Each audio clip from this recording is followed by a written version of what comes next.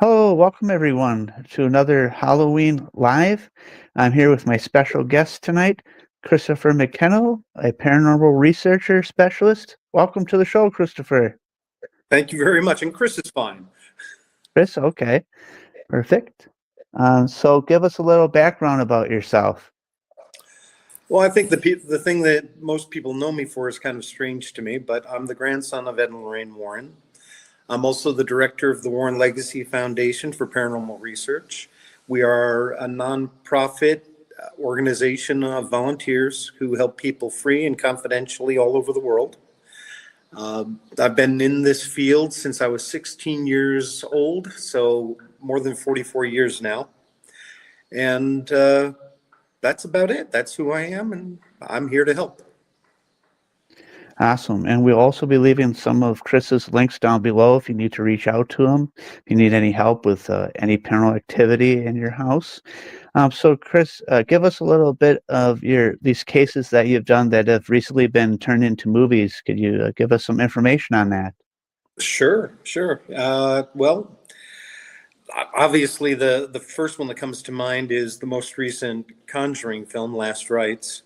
I was actually the first investigator to go into that house, even before my grandparents. My grandfather had called me. I was at the University of Connecticut in my last year, and it was wintertime 1986. He said, Chris, I've got something that might be a case. Would you please go check it out? And I went there for about 3 weekends, and the information I gathered was the reason my grandparents got involved. From the moment I arrived, the family was wonderful. The Smurls are just the nicest, well, were the nicest people. A few of them are still around. The Mr. Smurl's mother and father lived on the other side of a duplex, and both sides were having activity. Now, I'm old school like my grandfather. At the time, I was only using a cassette tape recorder to gather information. So I would interview the family and record that, but I also was like going into rooms by myself and just playing record and see if I could pick up anything. I picked up pig noises in one of the bedrooms, and then I was in the master bedroom where Mr. Smurl had been sexually attacked, where Mr. and Mrs. Smurl had been levitated over their beds. And the bedroom door slammed shut on me. I immediately started praying to Padre Pio. He is now a Catholic saint. He's the patron saint of my family. He appeared in the Amityville Horror with my grandmother, even though he had been dead for a few years by that point. There's a famous photo of him looking at my grandmother from above on the wall. And as soon as I prayed, the room filled up with the scent of roses, which was a sign that he was there. Another night, and I was there with this young college student who had never been involved with anything in the paranormal world. He was a role game player, whatever they're called. He was a friend of mine, and I needed a ride, so I took him along, and he really didn't know what he was dealing with. I mean, I didn't either at the time. But as I was walking up the stairs, he and Mrs. Smurl were at the top of the stairs. And as I got to the top, all of a sudden I got very woozy, and I started floating backwards over the stairs. And they immediately grabbed me and pulled me in. But if they hadn't, I would have ended up going down those stairs just like one of the girls had done. Oh, Yeah. The young man, his name was Doug. I feel so bad. There was another point, I think it was that same night after he had seen me levitating. We were sitting at the top of the stairs with our backs against the wall when the master bedroom door closed. Everybody was asleep. And he was closest to it, and he said, Chris, the bedroom door just closed. I said, yeah, I know. Open it. No, I'm not touching it. I did not treat him very well. I was like, you wimp, just friggin' open the door. And now in retrospect, I was 20 years old. I was an idiot. Um, I know better now. Anybody would have been, Yeah. if their first experience. So that information, all of those things I experienced, I brought back to my grandfather, and that's why they got into the case. That was one of the cases, not the only one, but that was one of the cases that really changed the way I did my work. My grandfather, in particular, would use publicity as a way to force the church to help, kind of shame them, because the Catholic Church is very publicity adverse. I didn't agree with that. Now, they had learned in the early 70s to use publicity as a way of letting people know that they were out there to help. They had done this work for over 20 years without anybody knowing who they were.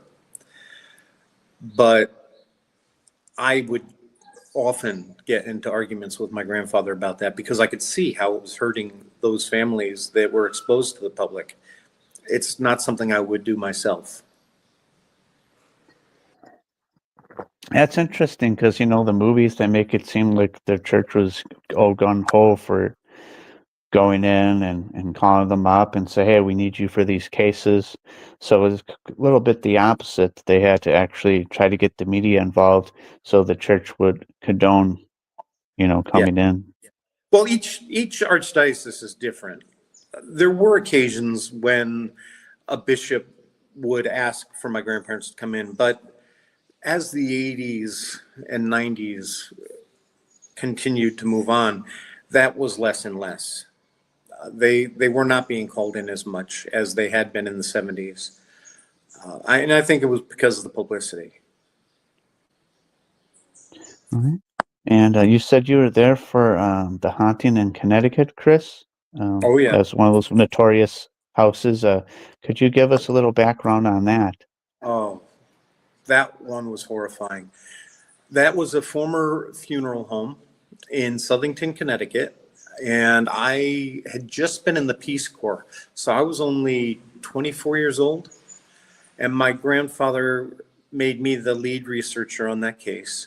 I spent 9.5 weeks in that home. As a matter of fact, that's where I met my cousin for the very first time. I never knew the man, a guy named John Zaffis. It was his first case with my grandparents, and I was supposed to train him. He did okay. He did. He was fine. He got a little scared one night. He said he saw a gargoyle face when he was outside smoking a cigarette, and Wow. he ran away for 10 days, which, the first case, I understand that. But that was a case where a young man, he was the oldest kid in the household. He had leukemia, and they were living in New York State. They had to travel about 2 hours one way to get to the University of Connecticut Medical Center in Farmington, twice a week, 3 times a week for treatments. And it was just too much for the kid, Philip. He was being completely drained. So Carmen, the mother, was desperate to find a place to stay. And they found this beautiful big Victorian home for rent. And she walked through it. There was a lot of construction work going on. She wasn't really paying attention to what she was seeing in the basement. All she was doing was counting the number of bedrooms and seeing if this was someplace they could live. What she didn't see, and I did when I got there, there was still the drainage table where they prepared the bodies in the basement. There were still chemicals in bottles. There were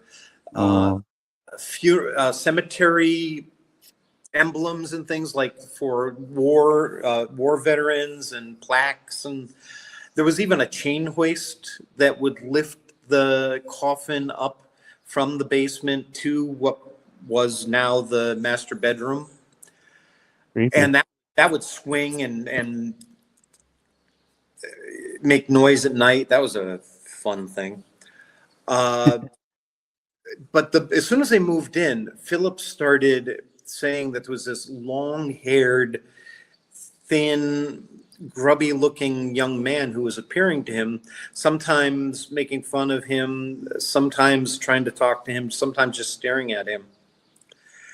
And he and one of the other boys wanted to live in the basement, right next to the embalming room. They said that they could see figures through the French windows, French doors, in the embalming room at night. One night, Philip said that his little sister had come downstairs and was taunting him and then ran back up the stairs. He chased after her, and Carmen and her husband Al, their stepfather, were sitting in the living room watching TV, and why are you running around the house? To Philip, and he told them what he had seen, and the little girl had been asleep for hours. Philip's personality started to change. He started to become very, very dark.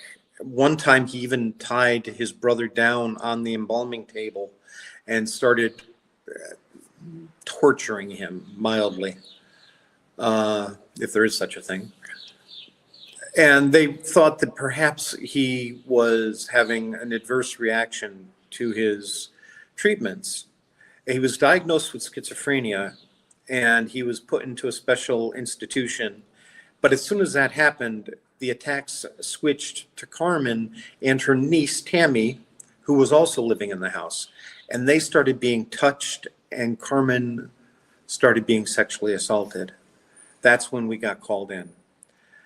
I was in there 9.5 weeks straight, except for 2 nights. One night, my grandfather sent us out to Fishkill, New York, to look at another case. Turns out it was because they were going to be doing, I don't know if it was a current affair, I think. It was an old news magazine that used to be on TV, and he didn't want us there. And then the other night that I missed, and it's kind of weird that I missed this after all that time, but the night or the day that they were doing the actual cleansing of the home and freeing of the home, I wasn't there. I couldn't get out of work. And then when I got out of work, I stopped at a grocery store, Big Y is the name of the store. And all of a sudden I heard this woman screaming, and I went running, and her daughter was choking to death. Oh. And I immediately grabbed her and did the Heimlich, and she, popped out a piece of candy, I think it was, on the ground. And I'm glad I wasn't there for the cleansing. Without, if I had been, that child might not have lived. So it was a terrible case. Carmen and Al both were raped. And Al, he was this guy who worked in a quarry. He was a manager in a quarry, working, one-on-one with the guys. Big manly guy. For him to admit he was being sodomized by something he couldn't see, there was no money involved in this. There was nothing like that. That took guts to come forward and say something like that on national TV. They didn't want to leave the home until it was cleaned. They didn't want to leave it for anybody else. Now, one thing that most people don't know about, this was a 2-level house, and on the second level was a woman who lived there by herself. She also told me that she was being attacked by this thing sexually, but she actually enjoyed it. Yeah, I know.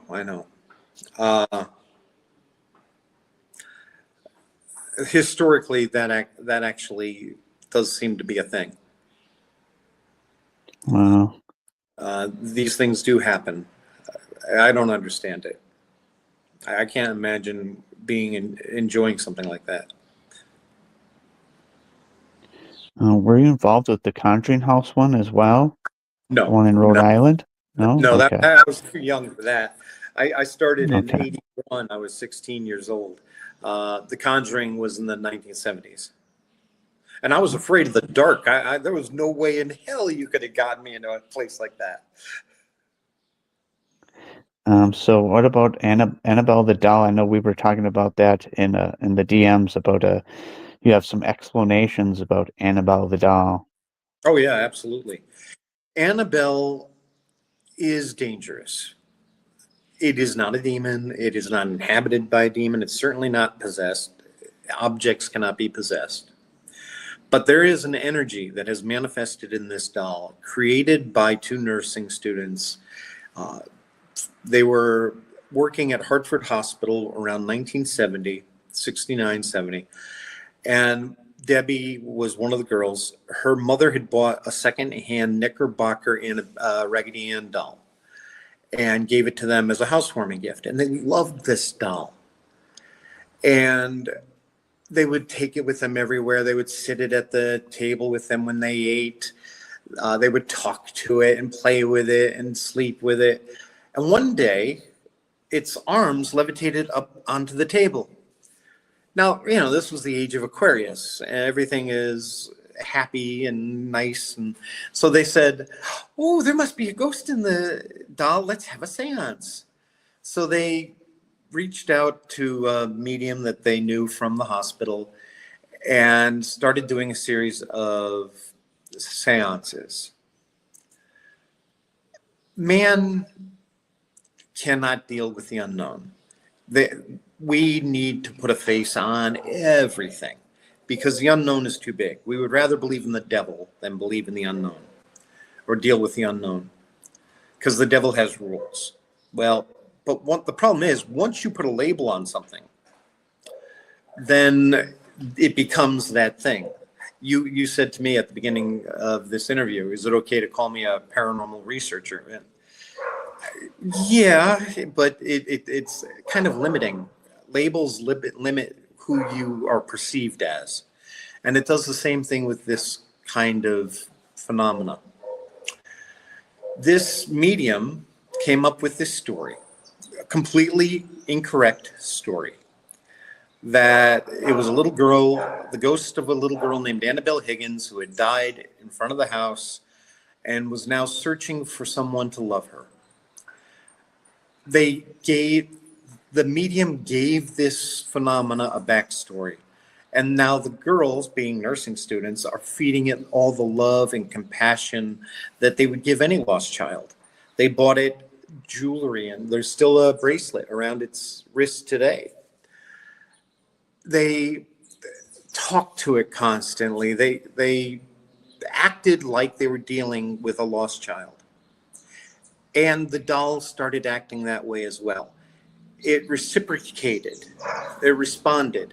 It would leave messages in parchment paper, in crayon. Now, they didn't own crayons. They didn't own parchment paper.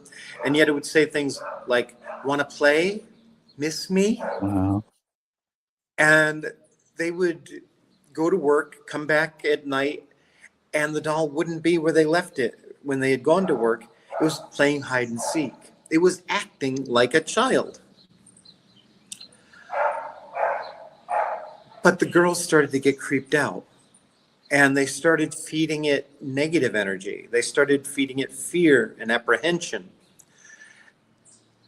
And the messages started to change. They received another crayon-written message saying, help me. Almost as though it was trying to respond in a way that said, what you're doing is hurting me. One afternoon, Debbie's boyfriend was sleeping on the couch in the living room. He had always hated this doll. He didn't want to believe in it. It just creeped him out. And he had a dream, he said, that the doll had crawled up him and was on top of him, choking him to death. He woke up and he walked over to the doll, picked it up, said, you're a stupid doll. You couldn't hurt anyone. And he threw it across the room. And just like a child would, it threw a tantrum. My grandfather said that the whole room started to shake with pounding noises. And the chair the doll had been sitting in rocketed across the room. And the boy had claw marks raked across his chest. They called a local Lutheran priest in Hartford, Father Trable, who happened to know my grandparents. Now, again, this was before my grandparents were famous. And they all agreed to go check out this haunted doll that day. Here's the thing. I want to make it very clear. I love my grandparents and I respect my grandparents. But if you're looking at stories from the 70s or even from the 90s where they're talking about things on videotape, you're not seeing where they ended up later in life. Those are snapshots in time. This is a field of research and we adapt to new information. My grandfather, being a Catholic, he could not believe that God would allow the spirit of a child to be in a doll. I've since found that's not true. We have seen cases where they can attach to a doll as a way of staying close to a family that they love. But in this case, he was correct. It wasn't a doll. My grandmother was an amazing psychic, but even she said the best psychic in the world is only right 60% of the time. She felt the heavy energy around this entity, this doll, this spirit that had been created through the belief and energy of these two girls. And it was heavy. Now, for her, the way she had learned to interpret that, it was demonic. I think it was something called a tulpa. A tulpa is a spirit that is manifested either intentionally or unintentionally through effort.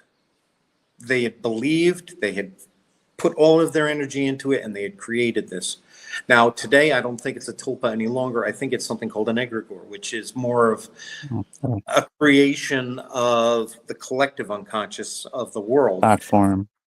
Because, yeah, that's what we're dealing with today. And it interests me now because there are millions of people who love Annabelle. Love Annabelle. There are millions who are terrified as well. I mean, when these silly rumors come out that Annabelle has escaped, Brazil in particular goes insane. I mean, unbelievably insane. I live in South America, and I was in Brazil in 2020 when those first rumors went out. And it took 6 months to quiet things down. It just was something else. There are a lot of stories about Annabelle. My grandparents didn't learn how to bind its energies for several years, 3 or 4 years. Annabelle just sat in a rocking chair and not in the famous case that it's in today.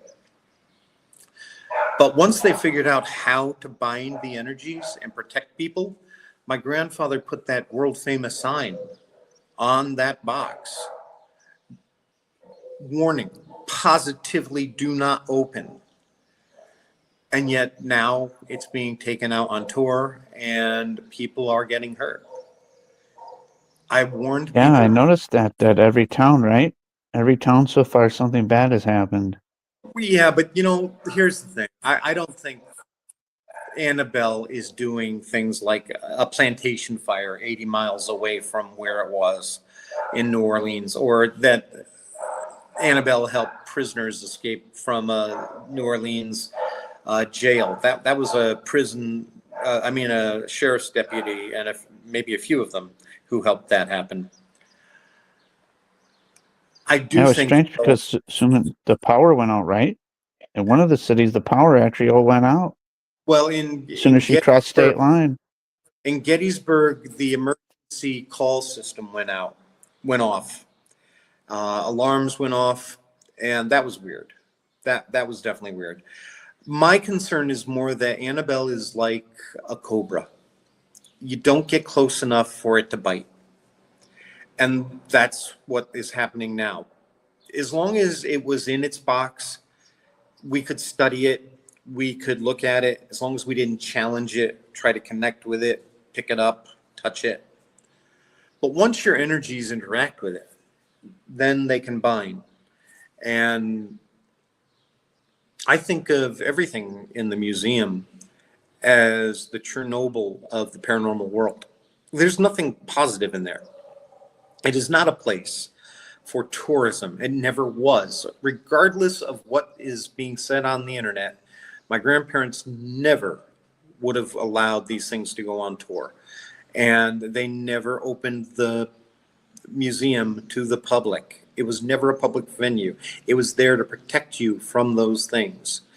They would use, they would bring in incredibly small groups on rare occasions, maybe at most 5, 6 people a month.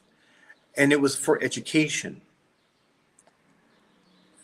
What they're doing now, you watch these videos online, people are challenging or trying to communicate and connect with these things. That is only inviting trouble. Now, people use Ouija boards, millions of people use Ouija boards every year. And we're not seeing millions of people being attacked, of course not. But if you're bringing negative energy to these encounters, if you're dealing with mental health issues or drug addiction or anything that puts you in a vulnerable place, yeah, you're playing with fire and you can get hurt. And I've seen enough people who believe in the paranormal, even when the paranormal isn't actually occurring, that they can make things manifest in their own lives. So just interacting with these things can hurt people. Yeah, 'cause it's like a loaded weapon, basically, right? It is. It's Going Russian out with a roulette. loaded weapon. Yeah, it's Russian roulette. And I never wanted to be in conflict with my family. I love my family. But I have an ethical duty to warn the public. I cannot stand by silently saying nothing. If even one person gets hurt, then I didn't do enough to prevent it. Yeah. Did you want to give us a little bit of your background with your family, your mom and your grandparents and such? Were they all psychic sensitive? Are you psychic sensitive yourself? Just me and my grandmother. I know that my mother has said she was a psychic in a People magazine article, which I think probably Warner Brothers had her do that. She's not. She's never been. When I was growing up with abilities, I was terrified. I would hear the whispers. I would feel the presences around me. As a child, I couldn't sleep without the light on. And my father, who is not her husband, he was her first husband. They were married for 14 years before Tony Spera came around. And he didn't believe in the paranormal at all. He loved what I did. He was proud of me for it, which I thought was unusual, but he called me a philanthropist, which I thought was weird. He would not allow my grandmother to help me. Instead, I was going to social workers and psychologists and psychiatrists growing up, and they all blamed my father because he had a lot of problems and we didn't have a good relationship. But no, just myself and my grandmother have the abilities. My mom has never had anything at all to do with the paranormal. Anything you see where she's interacting with the paranormal on movies, that's just a movie. Look, I will be forever grateful to James Wan and Warner Brothers for letting people know that we are here to help, that my grandparents were out there. But my grandparents were not superheroes. They were just people who cared.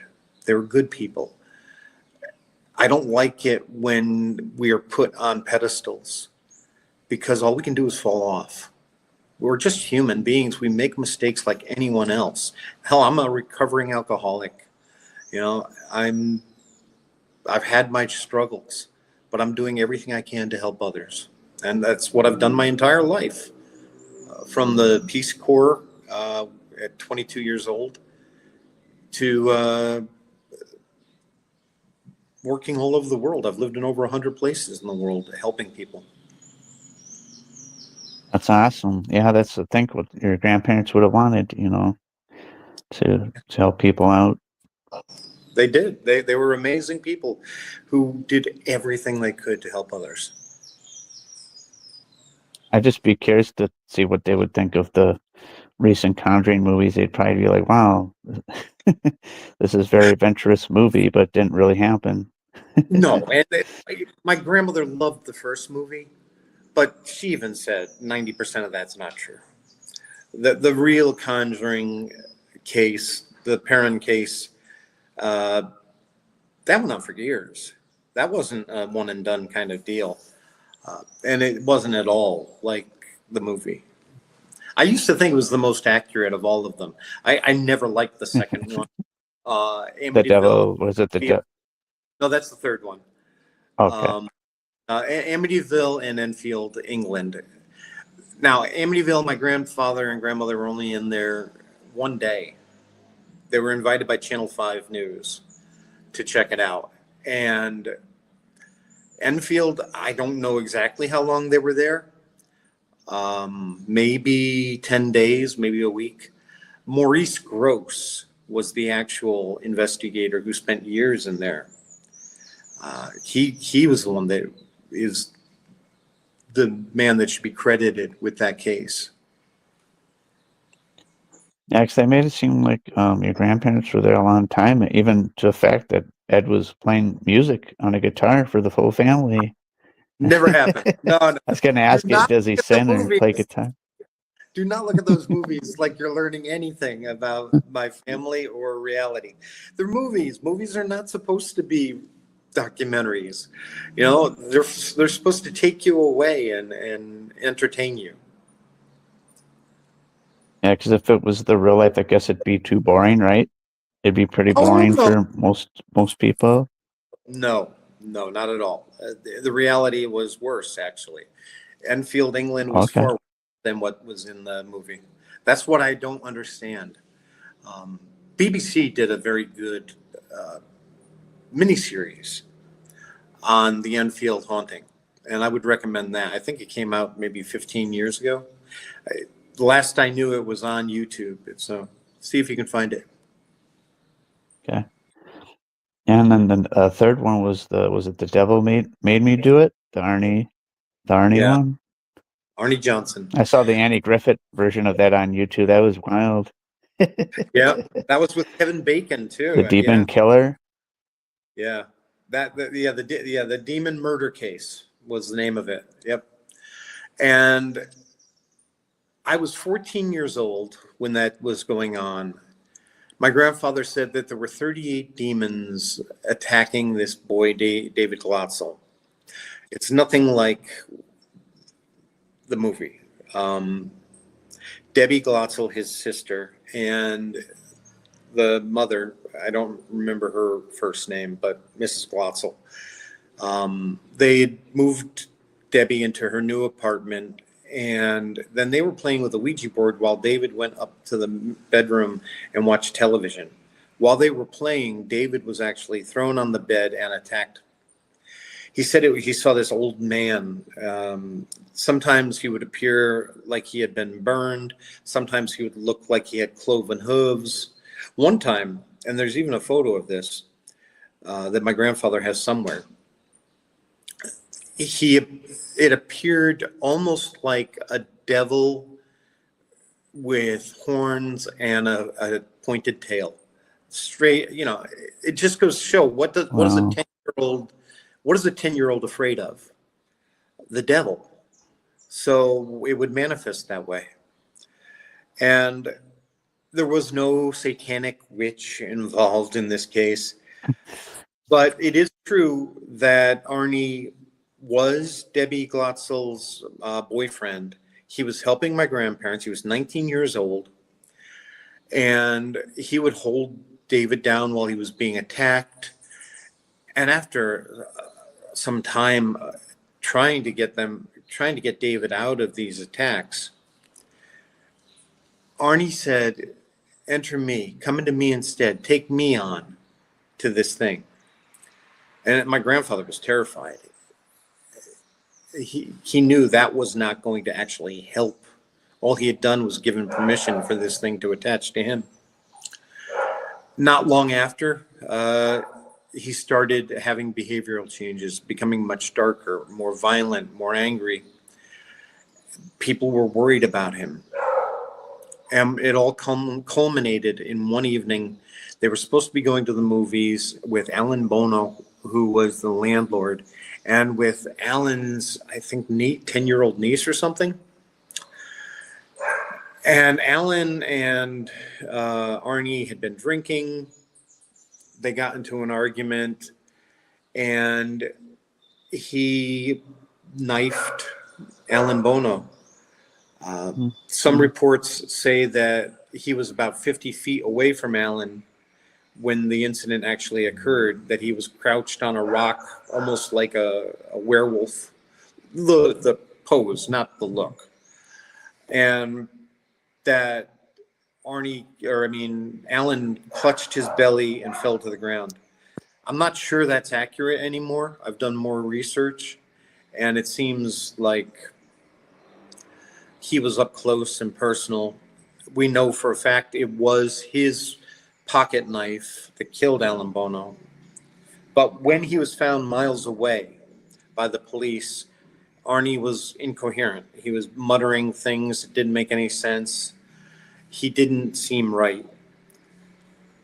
My grandfather, having seen everything he had seen, was positive that Arnie had come under possession. And he wanted to use that as a legal defense. He said, if they make you swear on the Bible to tell the truth, the whole truth, and nothing but the truth, then they are recognizing God in a court of law. It's time they recognize the devil. Now, I was 14 when I told my grandfather that wasn't going to work. I mean, can you imagine if we accepted that argument? He said, well, 900 years ago, it was used in England successfully. Well, it turns out it was only 300 years ago, I think. But even so, that was a different country, I told him. But he wanted to go forward with it. I just can't imagine the number of murderers that would now be using that defense. You know, it would have opened a floodgate that would have been unimaginable. So, of course, even though they had gone public with this defense, once they got to court, the judge said, no, we're not accepting this. This is not a legal defense. And he was convicted of manslaughter, charged or given 20 years. He got out in just under 5. While he was there, he got his GED, and he married Debbie Glotzel. So there was never a exorcism done on him either. If anything was influencing him, I would say it was oppression, not possession. Which is, he still had free will, but the activity that was going on, the spirit that had been manifested in one form or another was acting on him. And that may account for why he killed Alan Bono. Were they allowed to show any evidence to the judge? Like, hey, this little boy was possessed and it jumped from him to Arnie. No. Like, too bad they weren't able to show that to the judge or the jurors so they could see, hey, this really happened, But it wasn't considered a legal defense, so that's why they were not allowed to show any evidence of it. Instead, they had to change it to legally insane. Oh, okay. I know in the movie they said self-defense, right? And the movie was they were trying to go for self-defense. I don't remember, but it went to they change everything in the movie. Yeah. Oh, goodness, yes. Yeah. I mean, they had Ed attacking your grandmother and never happened. The most recent movie, Last Rites, there is nothing accurate. Not one thing that took place in that movie ever took place in real life. Heck, even in Annabelle Comes Home, Yeah, that was all fake, right? Oh God, yeah. None of the Annabelle movies are real. Annabelle's real, but not the movie. No, I was the Yeah. guy. I was the one locked in the museum when I was 3 years old, but it was only for Mm, 1 or 2 minutes. My grandfather was in yeah. his office, and I started screaming, and he came and rescued me. But I'm the only one that had that happen. No, my mom. I don't think my mom's ever stepped foot in the museum. Here's a funny story. Yeah, I don't blame her. I do have a funny story for you. I was this might be about 10 years ago. I was visiting my mother, um, and they were watching television in the living room, and I was in the dining room about to talk to a young lady who was dealing with poltergeist phenomena. Now, she was an incredibly powerful psychic. She was manifesting the phenomena that was going on.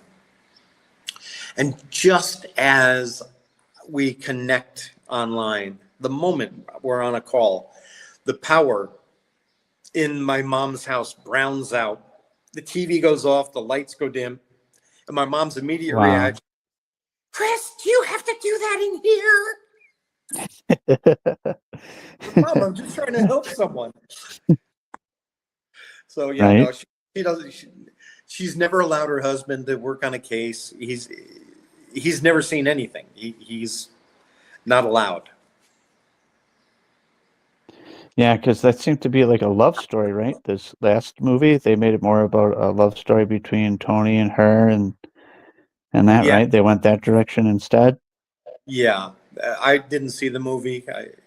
Just like The Haunting in Connecticut, I took my son to see that, and we left after about 30 or 40 minutes. It just was so bad. I couldn't sit through something throughout my life. You know what movie they should have done, which I'd say is the Bill Ramsey werewolf movie. Now that would have been a great ending for the Conjuring series. I don't understand why they ignored it if they don't have the rights, but that would have been an amazing movie to do. The I don't, werewolf. I have that book actually. yeah, I don't know. You know, it's funny. When that case was going on, I thought my grandfather was crazy. I was like, are you kidding me? A werewolf? I'm not going to deal with this. I do not want to be a part of this case, I said. But, you know, now looking back on it, I've seen these things manifest in ways like that. So, yeah, I wish I had. I do. Because Bishop McKenna was involved in that case, and he was one of my mentors. I have such respect for him. And my grandfather was one of my mentors as well. I wish I had been more open minded back then. I am now, but you know, when you're young and stupid, you think you know it all. Yeah, they've traveled all around the world. Your grandparents. They even went to. I think I saw a video. They went to actually Dracula's castle, No, Transylvania. They no, actually no, no. Okay, so no. I know they mentioned like some video that they wanted to go there and investigate it. We were up in Halifax, Nova Scotia, for Transylvania weekend at Dalhousie University one year. It was in the 80s.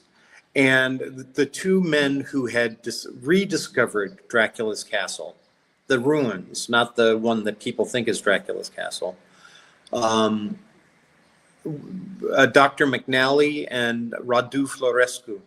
They were Okay. Boston College or Boston University professors. They were also there. And Radu was a direct descendant of Vlad Tepes.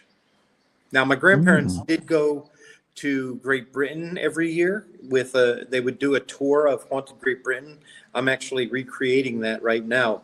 It's a 3 week tour. We're going to break it up into 1 week slots for some people who can't do the whole thing, but it's 3,000 miles every single day. We're in new haunted locations, doing investigations and learning about the history.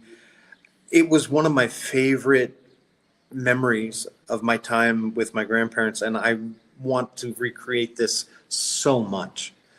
Um, they did go to Japan once. They were invited by Japanese television, but other than that, I think my grandmother went to my grandmother went to Ireland in the 90s or the 2000s, I mean, and that was it. They were not world travelers. I've lived on 5 continents. but they didn't do they loved that I did. I mean, I think they got a little vicarious thrill out of it, especially my grandfather. So, you told me that you're more of a old school ghost investigator. So, what techniques did you guys use back then in the Oh, 90s and that different than what we're using now with the K2 meters and stuff like that? yeah, we didn't use anything at all. We just had a camera and a cassette recorder, and that was it. Sometimes on rare occasions, we might have an old video camera, but I don't even remember seeing one of those on any of our cases. Oh no, that's not true. The exorcism of Maurice Theriault was videotaped. That's on YouTube as well. People can see that. I'm right there. And what's the background with that case? I know they try to put that with the nun, but as we know, you said the nun's not a real character either, right? Right. But Frenchie is Maurice Theriault. That man existed, even if that character didn't. My understanding is there's going to be a third nun movie, and that the possession of Maurice will be a part of that. The reality was far more tragic and devastating than the movies. There is a book called Satan's Harvest. It was written by two Boston Globe reporters. I highly recommend. That was a very good one. I'm in the first edition. I didn't like being in the public eye, and I asked my grandparents to remove me from all of the books I was in. So I'm only in the first edition. But in that one, Maurice was a poor French Canadian farmer. I think he was born in Maine. He was illiterate. He only gone to school till 5th grade. His father was a monster, just a disgusting individual, very abusive, and would force Maurice to do very terrible things. When Maurice was an adult, he got a phone call from his dad one day, and his dad said, "Maurice, I just want you to know I love you." Never said that to him before. And then while Maurice was listening on the phone, his dad put down the line, walked into the next room, picked up a gun, killed Maurice's mother, and then killed himself. Wow. Maurice started coming under attack. He was coming under possession. His eyes would look like a snake's. He would bleed from the eyes. He would drool blood. Words would be clawed into his back in French. And he was the only person in the house who spoke French. His family would read the words. And one of them said in French, "The door is open." Other weird phenomena was taking place in the house. There was this beautiful little Turkish coffee set with a tall Turkish decanter for the coffee, and these tiny cups, and a nice platter. It was on a curtain rod, balanced off center. So in other words, in a way that physics says that cannot possibly be sitting there, and there it was. There was a female apparition that appeared to him in the field, and the family was getting terrified. So they contacted my grandparents, and we were invited to go in. I went there for the initial interview with my partner, Ray Jefferson, at the time. And my grandfather, I think correctly, said, "I think this is your father that's doing these things to you. Let's go to his grave, and Maurice, I want you to forgive your dad, tell him you love him, and that you want him to be at peace." While we were standing there, and I was maybe 9 feet away from him, kind of off to the side, I was watching him crying and telling his dad he loved him and he wanted him to be at peace. And all of a sudden, all of us, and there were 6 investigators, my grandparents and 4 of us, and Nancy, his wife, we all watched him get punched under the chin so hard. You heard the punch. Wham!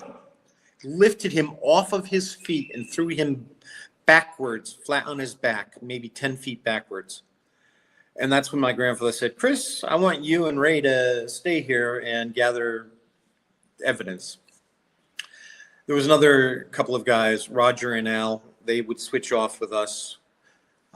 Because we were in college. We had to do something, we had to still go back to school. And we gathered as much information as we could. I remember one day we were in the greenhouse. They were farmers. It was early spring. It was cold. We were planting, I think, tomato seedlings just to help. And it was Nancy and Ray and Maurice and I. And Maurice started saying he didn't feel right. He felt cold. His back was bothering him. I said, well, go on over to the wood heater, get warmed up. And I didn't think about it again. And Ray said, Chris, look at him. And I looked up, and Maurice was under possession. You could see again the slit eyes of a snake, and he was bleeding from the eyes again. And I said, Ray, get Nancy back up to the farmhouse. And they took off immediately, and I started going toward Maurice, saying, by the power of Jesus Christ, I command you to be gone, over and over again. At the time, I was a Christian. I no longer am. I've found that God will listen to all of your prayers. He doesn't really care what religion you're following. It's your heart that matters. But I was saying this, and eventually, however many minutes it took, not many, he came out of it. But he said something was still bothering his back. I asked permission to lift his shirt, and I did. And on his white T-shirt, there were 3 bloody crosses. And I lifted up his T-shirt, and there was blood on his back, but there were no cuts this time, which I couldn't understand. So I said, look, let's go back to the house. Give me your T-shirt. I want to bring it to the University of Connecticut and have it tested. I want to see if this is blood. If it is, what kind of blood is it? What am I dealing with? And we went back. He took off his shirt in front of me, took off his T-shirt, and handed it to me. And there was no blood on the T-shirt. Wow. It was gone. The blood was still on his back, but there was nothing on his T-shirt. So dematerialized somehow. Yeah. I know in the movies they show the cross come through his skin. Have you ever saw that part? No, I only saw the first Nun movie. I didn't see the second one. I haven't seen the latest Conjuring movie. I didn't see the last Annabelle movie. I can't. Yeah, they really, I would say, exaggerated things. Even if you read the books that your grandparents wrote, the movies are way different. Oh yeah, they're definitely different. I do want to say though, during the exorcism, just as we were getting started, my grandfather started complaining he didn't feel well. And my grandmother looked right at him and said, Ed, why don't you have a banana? You're probably low on potassium. She couldn't see that he was having a heart attack during the exorcism. As we were going through it, I was the man standing between Bishop McKenna and Maurice. There were 3 young men behind Maurice to restrain him if he attacked. And he was in tremendous pain, rocking back and forth. His stomach was killing him because often that's where spirit will enter. And I remember Bishop McKenna said, Demon, tell me your name. Very Catholic. They think that they need the name of the demon.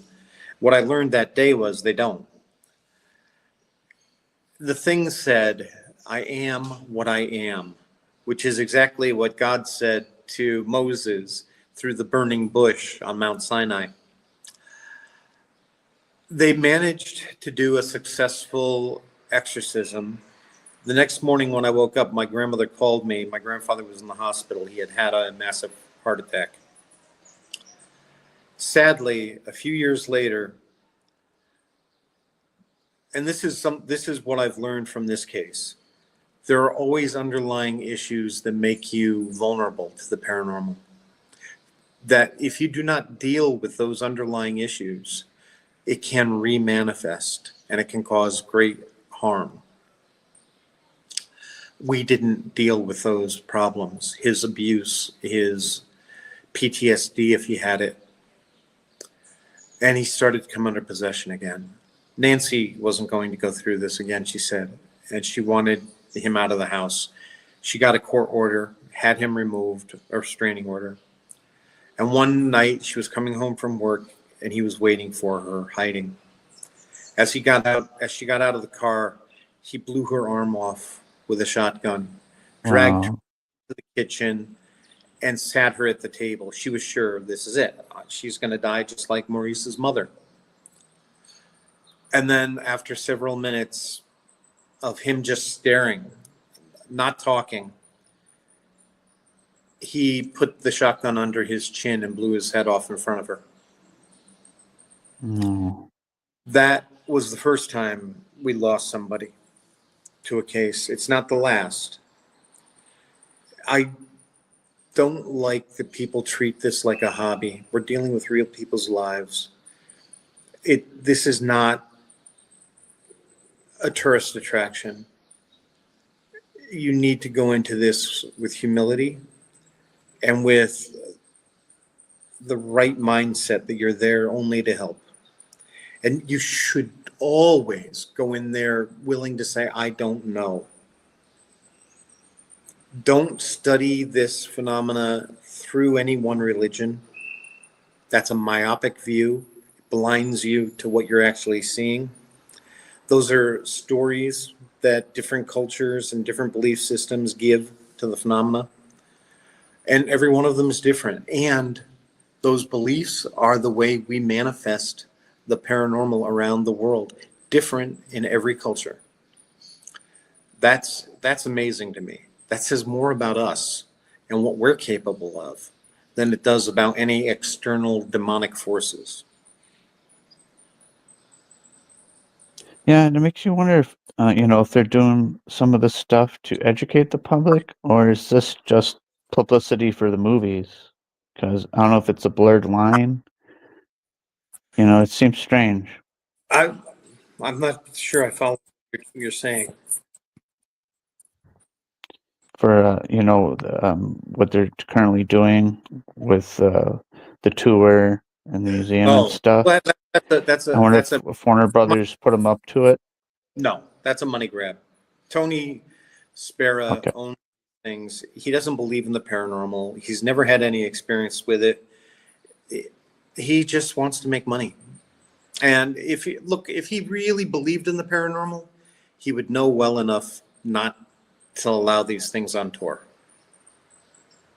I'm more upset about people involved who I know about the paranormal, and they're doing it anyway. That arrogance or callous disregard for the safety of the public just breaks my heart. I respected some of these people. Yeah, it's like if you're doing it to educate, I mean, you hope that that's what they're doing. Like nobody knows for sure, but that's what they're saying. No, I've seen people. I've had people at the event. It's a carnival side show. They're trying to hawk every type of thing they can. There's some guy who calls himself a priest. I think he might be a retired priest who's selling things that he's blessed and made himself. They're pushing people up against the glass with Annabelle in it, even though there's supposed to be a line that you're not supposed to go past. It is not safe. Yeah. So how do you think your grandparents would feel about this? Exactly the way I do. They taught me. My grandfather made it clear how to deal with everything in that museum. It was only a place of education and to protect people. They never took anything on tour. At the end of my grandmother's life, when she was dealing with her Alzheimer's, Tony was in charge. He convinced her to let him take Annabelle to a local Italian restaurant down the street after they no longer could do these small gatherings at the house. It was how they were taking care of my grandmother. I get that. Okay. But this has turned into something else, and it is dangerous. I understand that. Is there another story you want to share with us before we close out? Any more terrifying, experience you I'd, had on these I'd rather cases? hear something more positive, because the Okay. truth, 9 times out of 10, more than 9 times out of 10, you are not dealing with something terrifying. You're not dealing with something negative, but your ignorance makes it seem terrifying. Let me give you an example. This is one I've told several times. I'm here in Paraguay. I was called by this woman. She has a 16-year-old son who's very talented as well as gifted psychically. And they were having phenomena in the house. She sent me video, which I still have, of like door knobs jiggling on the bedroom door and the bedroom opening by itself. And they were afraid they were dealing with something demonic. So I went in there. The first time I was in there, I could tell this was her father who had died. And I thought, oh, that's nice. He's just here to watch over you and, let you know you're not alone. You miss him. And she did. And I thought that was the end of it. I was wrong. Again, no psychic is perfect. So still phenomena is going on. I say, all right, look, I'll go back. I don't really want to kick your dad out of the house, but I will do a spiritual cleansing if I need to. So I'm sitting up in the master bedroom by myself before attempting to do that. And I said, look, to her father, I said, look, if there's something else going on here that I need to know about, you need to make it clear to me. And all I kept getting was danger, danger, danger. And I said, I'm not going to your daughter and saying she's in danger without knowing why she's in danger. Yeah, I can't do that. So I started walking around, ready to start doing the spiritual cleansing, making a cutout so he would be allowed to stay. And I saw all of these empty liquor bottles and beer bottles. And I thought, all right, there's something not right here. I said, ma'am, do you have a drinking problem? She says, no, I don't drink. I said, well, where are all these things coming from? She says, oh, that's my ex-boyfriend. And it's like, boing, I got it. I know exactly what's going on here. And I said, all right, well, is your ex-boyfriend dangerous? Oh, yes, very dangerous. He's threatened us. He is constantly trying to get money from me. He's with a new woman, but still trying to control my life. So, all right. And I said something I've never said before. And I was surprised I said it. I said, do you have a gun? And she said, yes, but it's at my mother's house. I said, you need to go get it. You need to protect yourself. That's the message your father's trying to get across to you. He's here because you're in danger. Now think about that. It wasn't the ghost that was the dangerous one. It was a living person. In my 44 years of doing this work, I have never seen any spirit that could do anything half as bad as what a living person can do. When I was 3 years old, I had a childhood friend, a kid named Charlie Brandt. He was a few years older than me. His father was my dad's mentor. Well, Charlie Brandt, when he was 14, walked into his parents' bathroom. His mom was in the bath. His father was shaving. And he shot his father, and then he killed his mother. Wow. He got out of jail a few years later, stayed with his father and sister for a while, then moved to Florida where he got married and seemed like a perfectly normal man. Turned out he was finding women and murdering them and hiding them.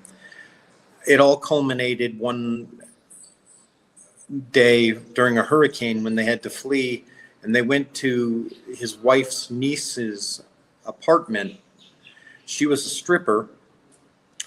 He killed his wife, and then he took his time torturing his niece to death and took his own life. Oh That man. that's evil. That's Yeah, it human is. evil, and that's not something you're going to deal with in the paranormal. People want to say I'm some kind of brave hero. I'm not going up against a serial killer here. I'm not that. What I'm dealing with are people in crisis, trauma, and trauma-induced spirits sometimes. But those things are Yeah, because they reactive. say drinking, right? If they're drinking, that opens them up, right, to suppression.